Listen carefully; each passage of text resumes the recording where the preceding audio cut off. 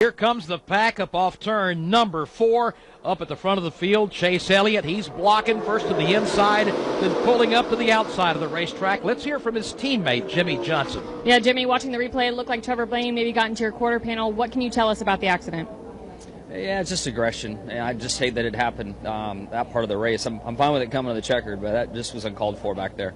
It started off at turn 2, and it's not just one individual's fault. There's a lot of people involved, and the pushing and shoving going on the back, they just spit me out at the end, and that was the end of it, and a lot of cars got taken out. There you have it. Jimmy Johnson very frustrated down here outside the Florida Hospital Care Center. So Jimmy Johnson out of the race. We mentioned Kevin Harvick back in with a shot to come back and rally back and win, but now he's on pit road, Steve. It looks like Old Faithful. The guys Trouble are... off of turn number 4. A couple of cars break loose. Looked like Trevor Bain was one of them, and a huge smoke screen out of the front straightaway. Caution flag is out once again as cars are still bouncing off the wall at the entrance to pit road right in front of you, Steve Post. Yeah, indeed. Ricky Stenhouse Jr. smacked the wall down here. His car's sitting out in the infield area. Trevor Bain grabs the gear. A lot of damage on the rear end of his automobile. Elliott Sadler now making his way to his pit box as well. So Roush Fenway Racing wiped out here all in a few seconds. Ricky Stenhouse Jr. has dropped the window net on the Fastenal Ford. He's getting ready to climb out. Trevor Bain has continued back out onto the speedway now and continues on, but he's got a lot of damage. And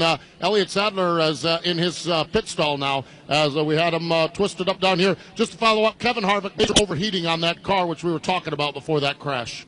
Roush Fenway has 2 Fords in this race, both of them involved. Now, that may have been started by Ryan Blaney. We'll recap that for you in just a moment. 2 of the 3 cars involved are on pit road. One of them, Trevor Bain. The other one, Elliott Sadler. We'll start with Alex. Elliott Sadler's in. This is that Golden Corral Chevrolet Tommy Baldwin's car. Essentially a one-off race. They were hoping to have a good showing. He's been tangled up a couple of times in crashes. The car looks like one that's run at Martinsville Speedway, the little half-mile track in South Central Virginia. It's beat up pretty good. Either way, all 4 wheels are rolling. They're pointed in the right direction, and Elliott Sadler is headed back on the racetrack. And Trevor Bain was just in, Winston. He had a little bit of damage to the right rear. Some of that was from that earlier incident when he was involved with Jimmy Johnson in that pack back on the back straightaway. He just barely kissed the wall on the inside of coming out of turn 4, brought it down pit road, pulled away some of the sheet metal, and he's already returned to the racetrack. We'll see if he comes back down momentarily. And they continue working on Kevin Harvick's car. He led for a good part earlier today. Regardless of where Kevin finishes today, you can enjoy a free bloomin' onion at Outback Steakhouse in celebration of the new racing season. Tomorrow, Bloomin' Monday guaranteed at Outback Steakhouse.